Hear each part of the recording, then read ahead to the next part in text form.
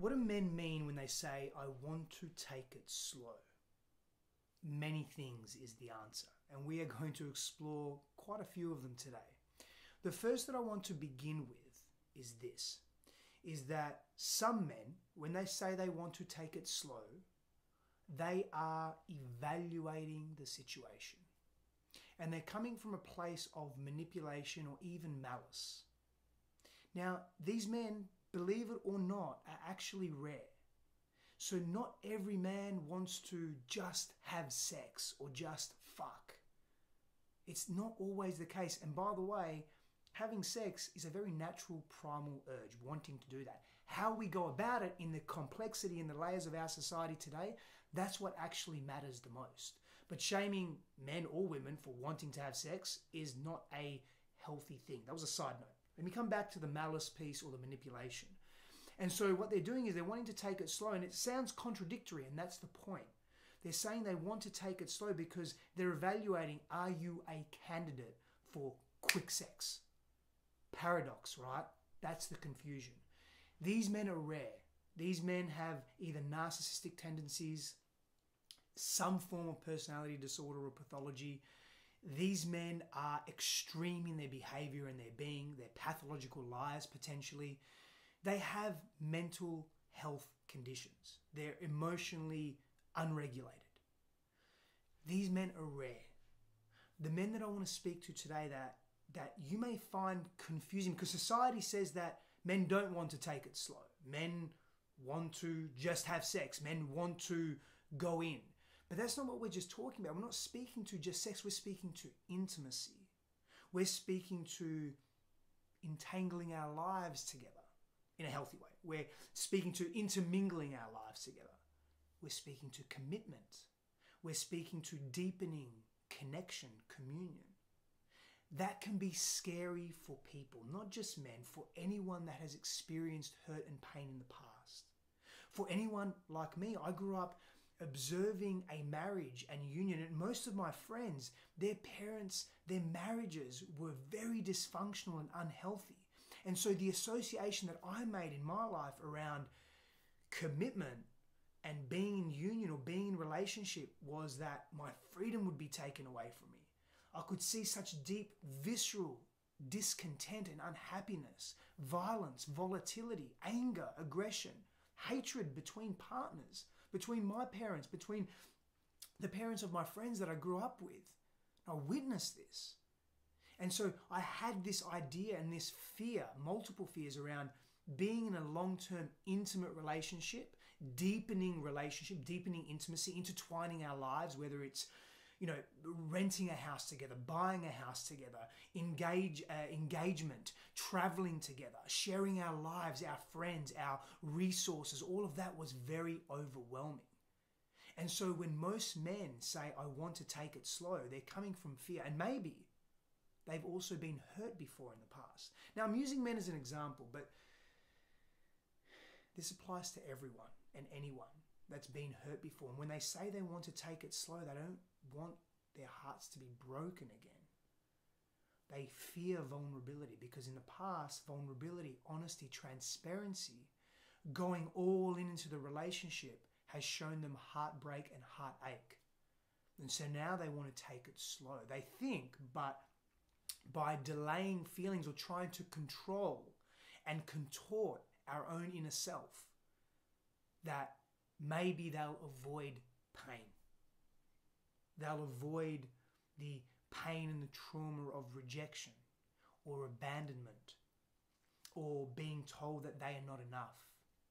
Now, these aren't excuses for people not being able to commit to a relationship or go all in with a sense of freedom and openness. These aren't excuses. These are reasons.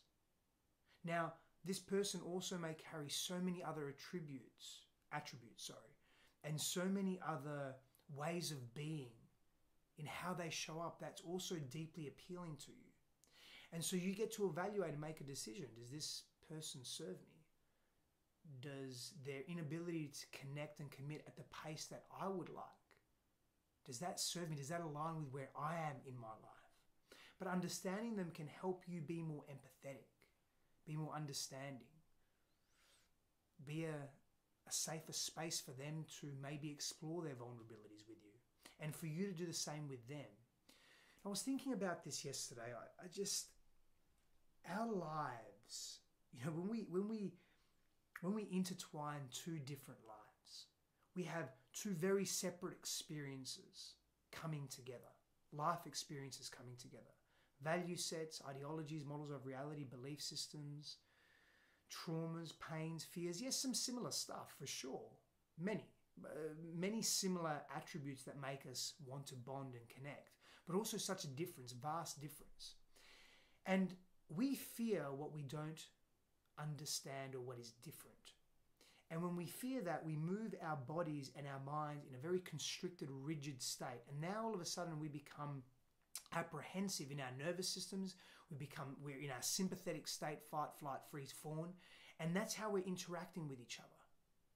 And instead of being deeply open and curious, understanding and having done our own inner work to equilibrate some of those past fears and traumas and pains that we've experienced, we just keep unconsciously and implicitly bringing that into the relationship.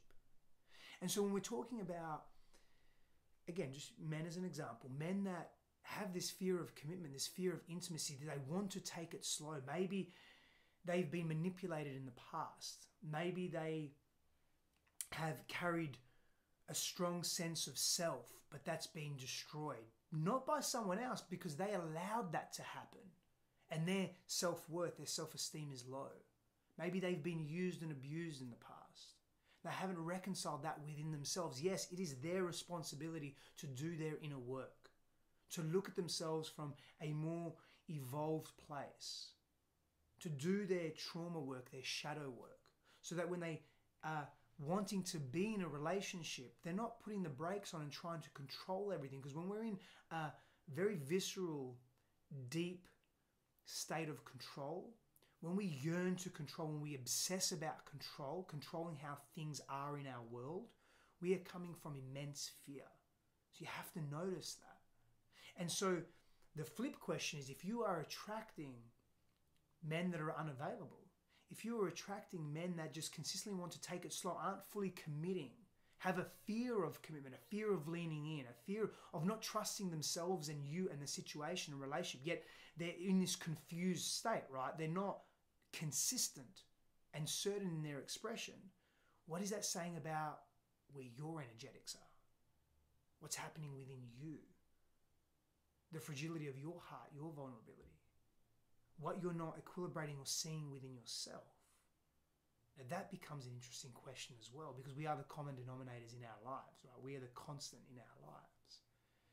So when men say they want to take it slow, they fear intimacy, they're fearing commitment, they're fearing abandonment, they're fearing rejection. And they think, because we're very cerebral in our society, they think that by controlling how quickly the relationship or how slowly the relationship evolves or grows, that they'll make some form of adaptation to be able to cope with it. They'll see a realer version of you, a more authentic version of you.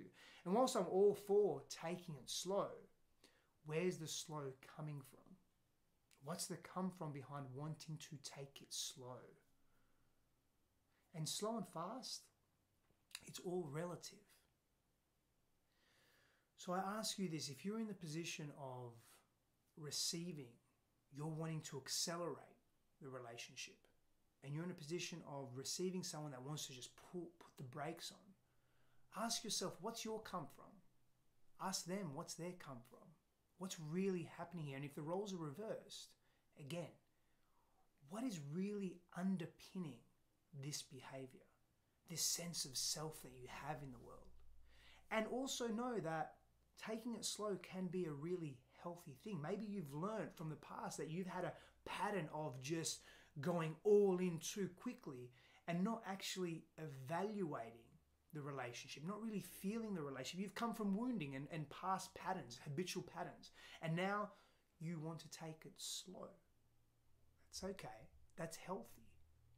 So your come from is very important, but understanding, being a safe space for others, knowing their circumstances, knowing your own, feeling yourself through the world, feeling them through the world and choosing to do your inner work. That is the most important thing, because that then generates curiosity and safety. When someone brings something to you that may be against the grain of your own value set or what you feel to be true, instead of meeting it with a hardened, rigid approach, you'll meet it with curiosity. You can still be in that self-honoring state. You can still say, I hear you and this isn't for me and I know that. Thank you. But now you're having an interaction that is not only safe, but that can be deepened in intimacy. And maybe that is exactly what is needed to not take it slow and just take it as it needs to be taken. To allow the natural relationship to unfold into its beauty or into its distance. But we have to be able to trust ourselves in order to trust the situation. And in order to trust ourselves, we have to do our inner work. We have to know who we are, and we have to love ourselves. And our self-esteem and self-worth has to raise. And as it raises, our sense of the world and the choices that we make and the people that we attract, that also shifts as well. And so these patterns of the past that have proved to be unhealthy or very painful, that have placed us in these undesirable states of being, they shift. And as they shift, so do our experiences of self and of other. Power and blessings to you. I'll see you soon.